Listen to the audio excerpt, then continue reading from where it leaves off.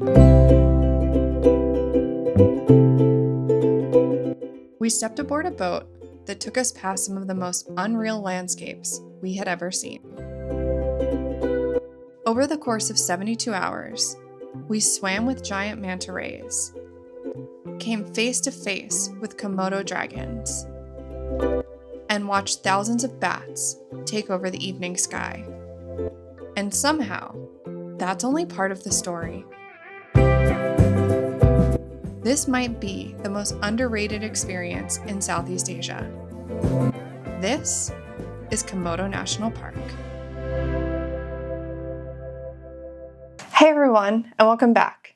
We're Eve and Rachel, and we've been traveling the world since November 2025. And on this channel, we share our adventures, experiences, and lessons that we've learned along the way. Today, I'm super excited to share with you our 3-day, 2-night cruise through Komodo National Park. In this video, we're going to break down the full itinerary, what the experience was actually like, and the full cost.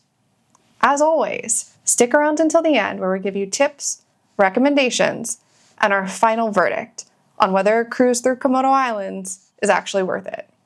But first, let's start with an orientation. Komodo National Park is located in eastern Indonesia, between the islands of Sumba and Flores. This entire area is a protected UNESCO site known for Komodo dragons, manta rays, coral reefs, and some of the most dramatic landscapes in Southeast Asia. Most trips start in Labuan Bajo, a coastal town that acts as the gateway to the park, as it has a small airport just 10 minutes from town. We stayed at the Meru Ora Komodo Labuan Bajo. It was an ideal spot, only a few minutes from the port, nearby restaurants, and all the amenities you could need. We took the time to pack items for the cruise in our backpacks, so that we could travel light and leave our larger luggage in storage for a few days.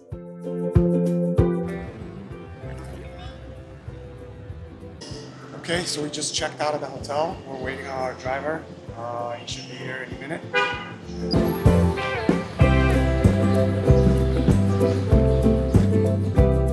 We were picked up the morning of our cruise and escorted to the nearby port. We checked in, got our tickets, and met our fellow travelers. Okay, so we just made it through security. And now we're in the little waiting area. We grabbed a coffee, and then we're gonna get on our boat. We then hopped on the short speedboat ride to the boat, and what an arrival! From our first steps on board, we received welcome drinks, met the onboard crew, and got an onboard briefing.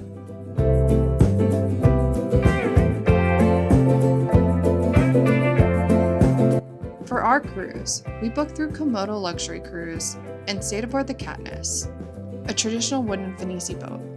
Honestly, it felt more like a boutique hotel on the water. The Catnazse has 8 cabins total, ranging in size and bed number with a maximum guest list of 20 people. We reserved the Santalum 2. The room was equipped with all the amenities. It also had an air conditioning and an open-air bathroom. The boat has 3 main levels. A lower level, where a dining room area has indoor-outdoor dining, and snacks and beverages are always available. The middle deck, where our room was, had a large open space in the middle for lounging. And the top deck was an open-air deck with beanbags for sunsets and stargazing. The boat felt social, but never crowded.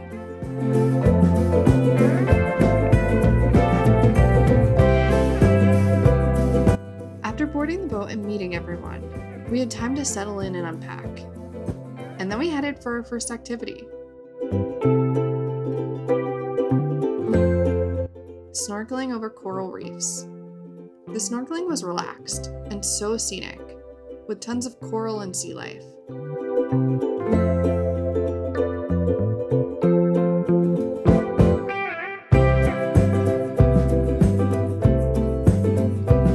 But the highlight of day one was Manta Point, our second stop.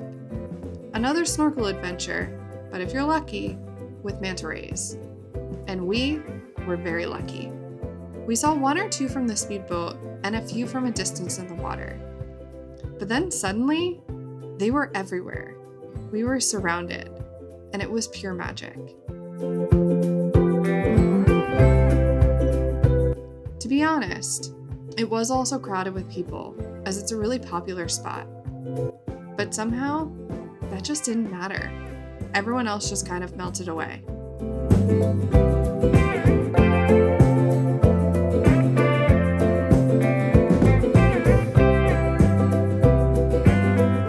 And day one ended at a pink sand beach. A beach known for its stunning pink hue, due to some red coral mixing with the sand. It was a relaxing stop to enjoy the beach and the views, and we were only one of 2 boats there at the time. It felt pretty private, and the experience was only made better by a wild deer that came to the water to cool off.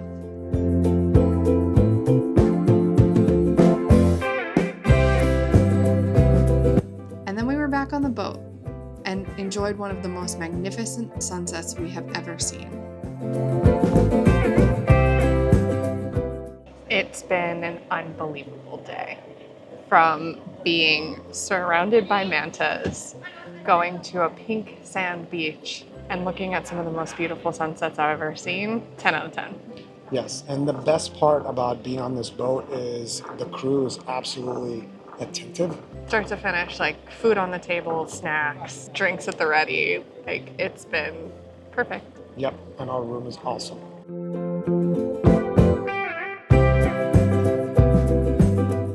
So the dinner bell just rang, and let's check out what dinner looks like on this boat. Ooh. Yeah.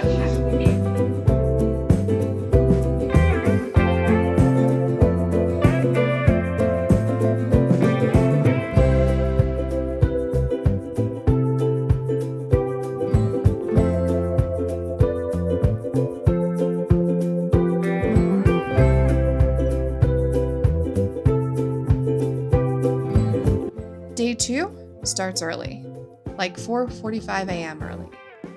The plan was to hike to Padar Island for sunrise, and the early wake-up call, totally worth it. The views were insane. Definitely one of the most iconic landscapes in Indonesia.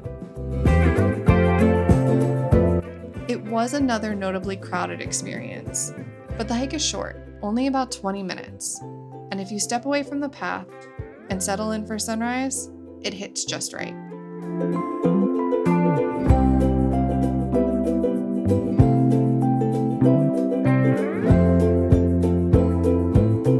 After the morning excitement and some food, we headed to Komodo Island. An absolute bucket list experience was to see Komodo dragons, the world's largest lizard. Komodo Island is home to nearly 5,300 Komodo dragons. When you arrive, a guide meets you at the entrance, explains some basic safety rules, and provides lots of great facts as they tour you through the park. One of the most important safety facts: Komodo dragons are venomous and actually pretty deadly creatures, and visiting them requires both precautions and distance.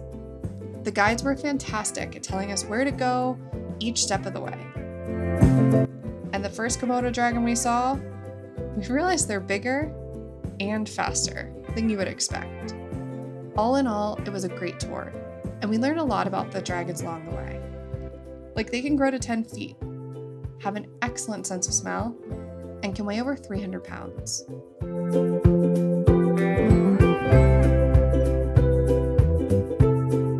After, we had a slow lunch and some afternoon snorkeling, with some more fun finds along the way.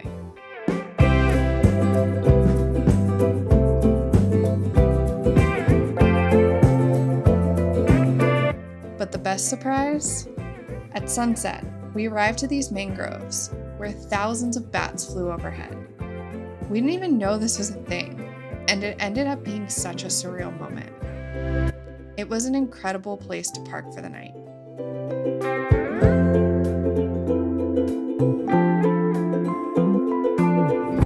On the final day, we enjoyed a beautiful morning sunrise from the boat.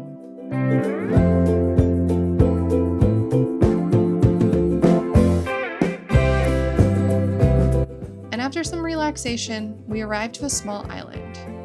You could hike, relax, and shop for souvenirs. But the real highlight? The island's waters are filled with baby sharks. And yes, you can get in. It sounds a bit intimidating, but it actually wasn't at all. It was actually unexpectedly fun and adorable. And after enjoying the island and heading back to the boat for some breakfast, it was finally time to say goodbye and go back to Labuan Bajo. Now, let's talk about the food. I think we kept our expectations reasonable, given that the kitchen was floating through remote islands. But the food blew us away. It was fresh, flavorful, and something we genuinely looked forward to every day. Each meal was different and delicious. There were always plenty of options, including vegetarian options as well as fish, chicken, or beef. And each meal had fresh fruit.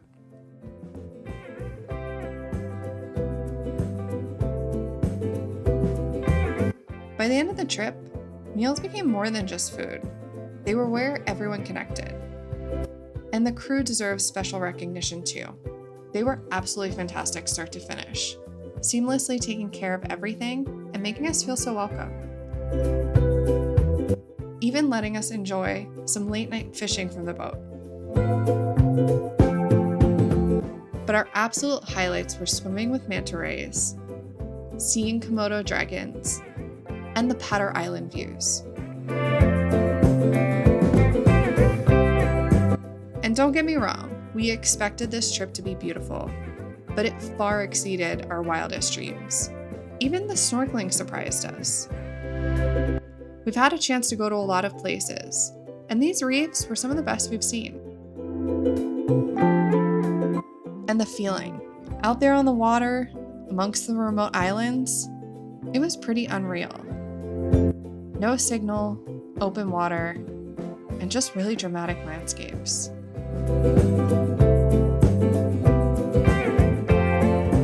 If you are looking to book this kind of experience, here are some tips and recommendations. Tip number 1, book a reputable boat and be sure to check reviews. Tip number 2, adjust your expectations and know that there will be some crowds at key stops. Tip number 3, make sure to bring a dry bag, sunscreen, and multiple swimsuits.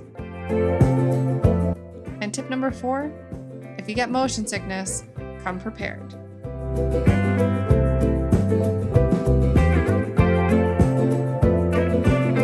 And now for the part you've probably been waiting for, the trip cost, and whether it's worth it. We booked our cruise through Komodo Luxury Cruise, and we've put a link in the description.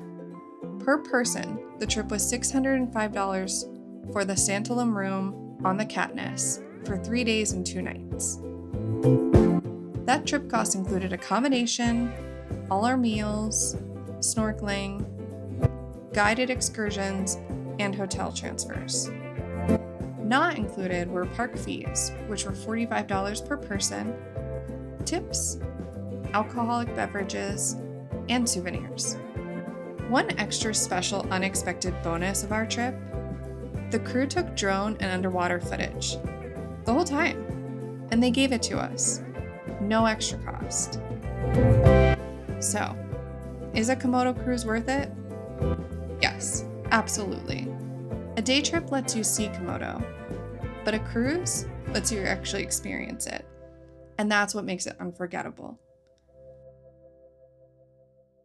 Well, we hope you enjoyed this video and that it helps you plan your own Indonesian adventures. As always, let us know what you think in the comments. Check out our blog at riworldtravel.com for more travel inspiration, and subscribe to follow along on our journey. Thanks for watching. We'll see you next time.